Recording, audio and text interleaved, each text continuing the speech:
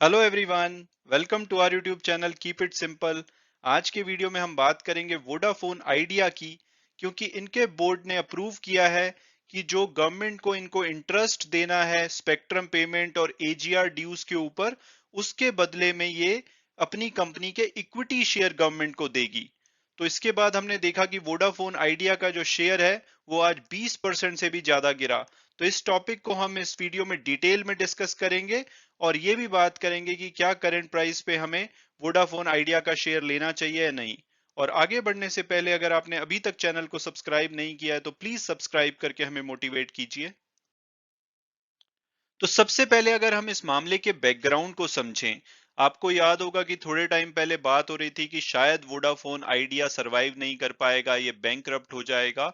और उसके पीछे का कारण ये था कि सितंबर में इनके ऊपर लगभग 1,95,000 करोड़ का कर्जा था, जिसमें से कि एक बड़ा अमाउंट 1,71,000 करोड़ से ज्यादा इनको गवर्नमेंट को देना था स्पेक्ट्रम पेमेंट के लिए और एडजस्टेड ग्रॉस रेवेन्यू के लिए। इसके अलावा इनकी कुछ बैंक्स की भी बोरोइंग थी 23,400 करोड़ के आसपास। तो ओवरऑल 1,95,000 करोड़ के आसपास का इनके ऊपर कर्जा था और ऐसा लग रहा था कि ये पेमेंट नहीं कर पाएंगे और ये बैंकरप्ट हो जाएंगे। तो इनको बचाने के लिए गवर्नमेंट ने सितंबर में एक टेलीकॉम पैकेज अनाउंस किया था। उसमें गवर्नमेंट ने इनको ऑफर्स दी थी कि भाई पहले पहले तो जो 1,71,000 करोड़ आपका ड्यू है, उसमें से जो भी अगले 4 साल तक ड्यू है उसको आप पोस्टपोन कर सकते हैं। यानी कि इन्होंने 4 साल का मोरेटोरियम दे दिया था। तो वोडाफोन आइडिया को लगभग अगले 4 साल में 1 लाख करोड़ के आसपास गवर्नमेंट को देना था, जिसमें से कि 58,900 करोड़ स्पेक्ट्रम की पेमेंट थी। उसके अलावा जो बाकी था वो एजीआर के ड्यूज थे। हालांकि उसका अमाउंट अभी फाइनल हो करने की कोशिश कर रही है कंपनी, क्योंकि सुप्रीम कोर्ट के ऑर्डर के हिसाब से वो डिपार्टमेंट ऑफ टेलीकम्युनिकेशन के साथ काम कर रहे हैं ताकि अमाउंट को फाइनल किया जा सके। लेकिन रफली 25,000 करोड़ की इनकी ईयरली लाइबिलिटी थी जो कि गवर्नमेंट को इनको देनी थी। तो गवर्नमेंट ने इनको टाइम दिया कि भाई आप 4 साल के लिए इसको पोस्टपोन कर सकते हैं। तो इससे क्या फायदा हुआ वोडाफोन आइडिया को कि जो भी उनकी इमीडिएट कैश की रिक्वायरमेंट थी उससे उनको थोड़ी सी राहत मिल गई। इसके अलावा गवर्नमेंट ने एक और ऑप्शन दी थी कि भाई आपने जो अगले 4 साल में 1 लाख करोड़ देना है वो तो 4 साल बाद दे देना, लेकिन जो उसके ऊपर का जो इंटरेस्ट होगा वो आपके पास एक ऑप्शन है कि आप 12 जनवरी 2022 तक डिसाइड कर सकते हो कि अगर आप उस इंटरेस्ट के बदले में अपनी कंपनी के इक्विटी शेयर देना चाहते हैं नहीं। और गवर्नमेंट ने बोला था कि अगर आप 12 जनवरी तक डिसाइड नहीं करते तो जब 4 साल हो जाएंगे तो हम तब हमारे पास ऑप्शन होगी कि क्या हम जो भी अमाउंट ड्यू है इंटरेस्ट का उसके बदले में आपकी कंपनी के इक्विटी शेयर लेना चाहते हैं नहीं। तो अभी क्या हुआ है, 12 जनवरी से पहले इन्होंने वोडाफोन आइडिया ने डिसाइड किया है कि भाई जो भी इनका जो अगले 4 साल का जो इंटरेस्ट होगा उसके उसके बदले में ये अपनी कंपनी के इक्विटी शेयर गवर्नमेंट को दे देंगे। तो ये अभी की लेटेस्ट अपडेट है। इसके अलावा अगर क्विकली बात की जाए और क्या क्या ऑफर्स थी टेलीकॉम पैकेजेस में, तो उसमें इनकी बैंक गारंटी की रिक्वायरमेंट को रिड्यूस कर दिया गया था। इसके अलावा जो एजीआर की डेफिनेशन है या इंटरेस्ट रेट है, जो भी इनकी लाइसेंस फी पे स्पेक्ट्रम यूजेज कंजम्पशन पे, उसको रैशनलाइज कर दिया गया था। इनके जो स्पेक्ट्रम टेन्योर है उसको 20 से 30 साल के लिए बढ़ा दिया गया था। इस तरह से कुछ अन्य बेनिफिट्स भी गवर्नमेंट ने टेलीकॉम पैकेज में अनाउंस किए थे। और अब अगर बात की जाए कंपनी में लेटेस्ट डेवलपमेंट की, तो वोडाफोन आइडिया ने आज यानी कि 11 जनवरी को बोला है कि इनके बोर्ड ने अप्रूव कर दिया है कि जो भी इनको गवर्नमेंट को स्पेक्ट्रम ऑक्शन की इंस्टॉलमेंट और एजीआर ड्यूज पे इंटरेस्ट देना था, उसके बदले में ये अपनी कंपनी के इक्विटी शेयर इशू करेंगे गवर्नमेंट को। और इस कन्वर्जन के बाद जो भी नई शेयर होल्डिंग निकल के आएगी उसमें गवर्नमेंट का हिस्सा होगा 35.8%। वो लार्जेस्ट शेयर होल्डर बन जाएंगे कंपनी में। इसके अलावा जो कंपनी के प्रमोटर्स हैं वोडाफोन ग्रुप, उनके पास 28.5% की हिस्सेदारी रह जाएगी और आदित्य बिरला ग्रुप के पास 17.8% की हिस्सेदारी रह जाएगी। और कंपनी का मानना है कि इनके हिसाब से जो बेस्ट एस्टीमेट निकलता है वो होगा कि इनको 16,000 करोड़ रुपए के आसपास का इंटरेस्ट देना पड़ेगा, क्योंकि एक्चुअली में इंटरेस्ट इनको 4 साल बाद देना था, लेकिन अभी आप जल्दी उसको अगर पे करेंगे तो उसकी थोड़ी सी वैल्यू कम हो जाएगी, यानी कि नेट प्रेजेंट वैल्यू उसकी कम निकल के आएगी। तो कंपनी के हिसाब से 16,000 करोड़ होनी चाहिए। हालांकि ये डिपार्टमेंट ऑफ टेलीकम्युनिकेशन इसको कंफर्म करेगा, तभी ये नंबर फाइनल होगा। तो कंपनी का कहना है कि क्योंकि जो इस डील की जो रेलेवेंट डेट थी वो 14 अगस्त 2021 थी, और इनके बीच में अग्रीमेंट शायद ये था कि अगर जो पार वैल्यू है इसकी 10 रुपए होगी, यानी कि इससे अगर ज्यादा इनका शेयर प्राइस होगा रेलेवेंट डेट को, तो उतने पे इक्विटी इशू की जाएगी गवर्नमेंट को, और अगर इससे कम होगा तो मिनिमम 10 रुपए पर शेयर पे नई इक्विटी इशू की जाएगी गवर्नमेंट को। तो क्योंकि 14 अगस्त 2021 को वोडाफोन का प्राइस 10 रुपए से कम था, तो उसका जो एवरेज प्राइस था उस टाइम पे, तो इसलिए जो नई इक्विटी इशू की जाएगी गवर्नमेंट को वो 10 रुपए पर शेयर पे की जाएगी। और कंपनी ने यह भी बोला है कि इस कन्वर्जन की वजह से जो एग्जिस्टिंग शेयर होल्डर है उनकी शेयर होल्डिंग डाइल्यूट हो जाएगी। इसका क्या मतलब है? इसका मतलब यह है कि कोई भी एग्जिस्टिंग शेयर होल्डर अपने शेयर नहीं दे रहा कि टोटल नंबर ऑफ शेयर उतने ही रहेंगे।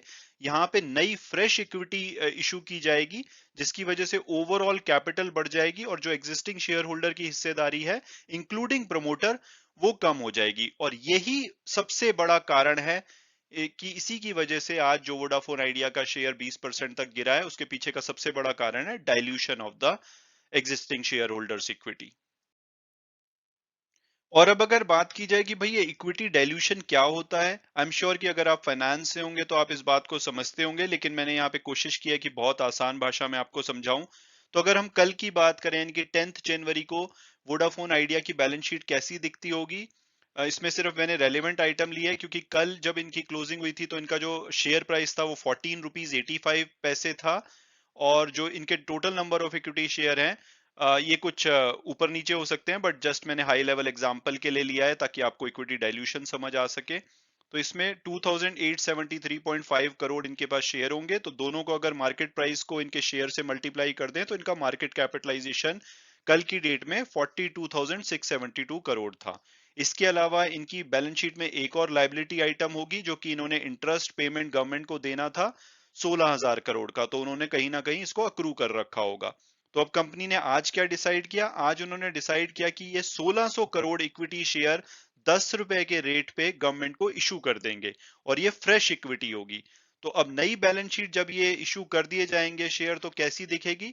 जो भी इनका इंटरेस्ट पेमेंट था गवर्नमेंट को वो तो हो जाएगा जीरो, तो वो जो 16,000 करोड़ था वो अब इनके मार्केट कैपिटलाइजेशन में ऐड हो जाएगा। और इनके जो 1600 करोड़ इशू किए गए हैं नए शेयर, वो टोटल नंबर ऑफ शेयर्स में ऐड हो जाएंगे, यानी कि जो 2873.5 करोड़ थे वो 4473.5 करोड़ शेयर हो जाएंगे। तो अब अगर इनके नए मार्केट कैपिटलाइजेशन को अगर आप नंबर ऑफ शेयर से डिवाइड करेंगे, तो इनका जो नया मार्केट प्राइस आता है इन सेम कंडीशन, तो वो 12 रुपए 75 पैसे आता है। तो इसी की वजह से आपने देखा कि क्योंकि इन्होंने fresh equity current market price से नीचे पे इशू करी है, तो इसकी वजह से इक्विटी डाइल्यूट हो गई, यानी कि किसी के पास जो कल शेयर था उसकी आज इक्विवेलेंट वैल्यू, यानी कि आज का मतलब कि पोस्ट कन्वर्जन वैल्यू 12 रुपए 75 पैसे हो जाती है। तो इसी की वजह से हमने देखा कि आज इनका शेयर बहुत तेजी से गिरा, ये क्योंकि इक्विटी डाइल्यूशन की वजह से कि आपने जो फ्रेश इक्विटी है वो 10 रुपए पे इशू करी है, जो कि मार्केट प्राइस से कम है। अगर यही इक्विटी अगर मार्केट प्राइस से ज्यादा पे इशू की हो गई होती, तो आपने देखा होता कि आज इनका शेयर ऊपर की तरफ भागा होता। और अब अगर बात की जाए कि भाई इस डील से कुछ पॉजिटिव भी हुआ है कंपनी के लिए या नहीं, तो सबसे पहले तो इनका जो डेट है वो रिड्यूस हो जाएगा एक ही झटके में काफी हद तक। तो जो उसके ऊपर लगातार इंटरेस्ट बढ़े जा रहा था उससे कंपनी को राहत मिलेगी। इसके अलावा आईआईएफएल सिक्योरिटीज का भी ये मानना है कि इक्विटी डाइल्यूशन की वजह से शॉर्ट टर्म में तो इनका शेयर प्राइस नीचे जाएगा, बट ओवरऑल कंपनी को लॉन्ग टर्म में ये बेनिफिट करेगा क्योंकि गवर्नमेंट इनकी लार्जेस्ट शेयर होल्डर हो जाएगी। उसके चक्कर में जो भी इनको फंड रेजिंग करनी है उसमें आसानी होगी क्योंकि इनके डेट कम दिखेंगे, बैलेंस शीट साफ दिखेगी। और इसके अलावा जो फ्यूचर में इनको गवर्नमेंट को जो भी पेमेंट्स करनी है, क्योंकि अभी हमने डिस्कस किया कि 16,000 करोड़ जो इंटरेस्ट की पेमेंट है सिर्फ उसको कन्वर्ट कराया गया, लेकिन इसके अलावा 1,70,000 करोड़ से ज्यादा जो गवर्नमेंट को ड्यू है, जिसमें से कि अगले 4 साल बाद इनको 1 लाख करोड़ के आसपास देना पड़ेगा, उसमें भी गवर्नमेंट क्योंकि इनकी इक्विटी शेयर होल्डर होगी, ओनर होगी, तो थोड़ी सी फ्लेक्सिबिलिटी दे सकती है इनको पेमेंट देने में। इसके अलावा अगर ये एवरेज रेवेन्यू पर यूजर को बढ़ाते हैं, जो कि लगातार ये सभी टेलीकॉम कंपनीज लेटली कर रही हैं, तो उससे भी कंपनी को फायदा होगा। तो ओवरऑल इनके लिए अच्छी बात है। लॉन्ग टर्म में शायद शॉर्ट टर्म के कुछ इनका इक्विटी डाइल्यूशन की वजह से थोड़ा सा प्रेशर देखा जाए, बट लॉन्ग टर्म में आई एम श्योर कि ये चीजें अभी की सिचुएशन से इनको बेटर करेंगी। और अगर गवर्नमेंट की बात की जाए कि भाई गवर्नमेंट क्यों कर रही है, तो गवर्नमेंट का एक रीजन तो है कि भाई सबसे बड़ा ज्यादा पैसा गवर्नमेंट को देना है वोडाफोन ने। अगर वोडाफोन सरवाइव नहीं करेगी तो सबसे बड़ा नुकसान गवर्नमेंट का होगा। तो गवर्नमेंट कोशिश कर रही है कि भाई कंपनी सरवाइव करे, प्रॉफिट कमाए और उनका पैसा लौटाए।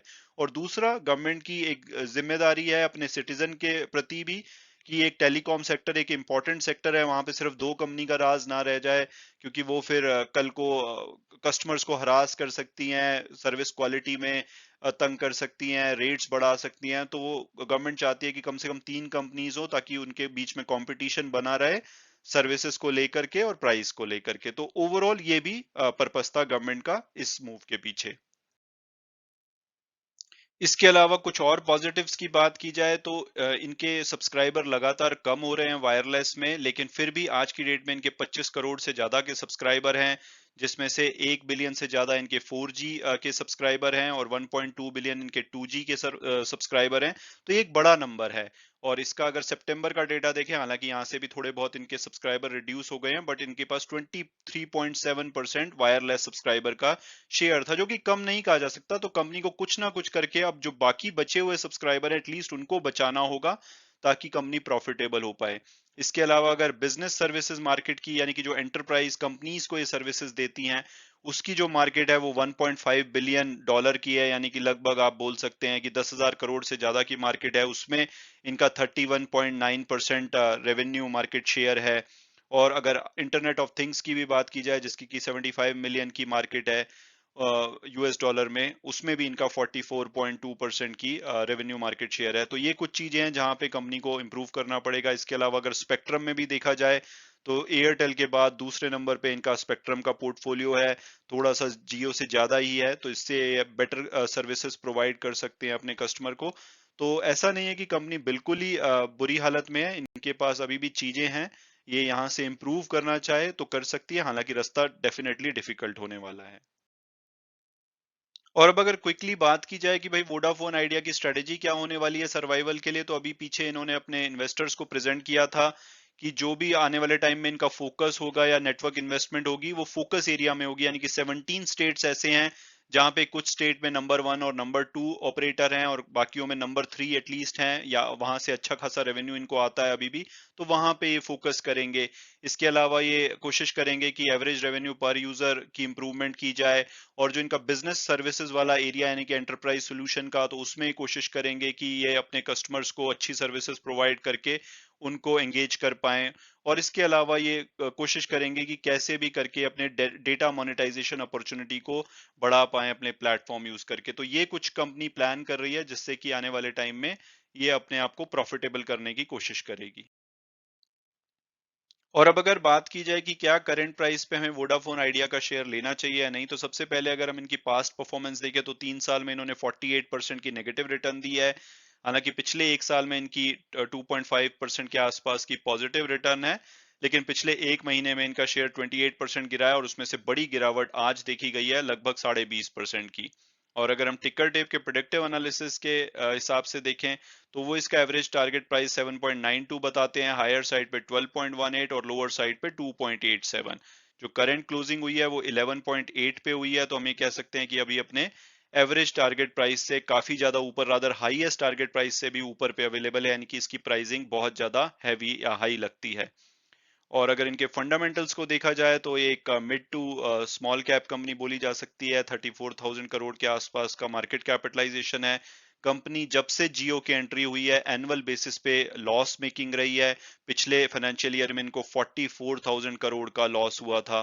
तो कंपनी के फंडामेंटल काफी खराब लगते हैं। तो अगर मेरी पर्सनल ओपिनियन पूछी जाए तो मैं तो ऐसी कंपनी से डेफिनेटली दूर रहना चाहूंगा, क्योंकि ये कंपनी वेंटिलेटर पे थी बोला जा सकता है, और जब गवर्नमेंट ने टेलीकॉम पैकेज अनाउंस किया तो ये वेंटिलेटर से आईसीयू में आई। और अब बोला जा सकता है कि अगर इस चीज को पॉजिटिव लिया जाए कि अब ये आईसीयू से शायद वार्ड में शिफ्ट हो गई है, बट अभी भी हॉस्पिटल में है, कभी भी आईसीयू में वापस जा सकते हैं। तो इनके लिए सर्वाइवल बहुत डिफिकल्ट होगा, क्योंकि आप देखिए सिर्फ 16,000 करोड़ का इंटरेस्ट पेमेंट है। इसके अलावा इनके ऊपर जो बाकी की 1,95,000 करोड़ की लाइबिलिटी है, इसमें से काफी सारा बैंकों को इसमें इस साल में ड्यू है। हालांकि इन्होंने अभी तक जितनी भी पेमेंट्स ड्यू थी उसको टाइम पे किया है, तो थोड़ा सा इन्वेस्टर का कॉन्फिडेंस बूस्ट किया है।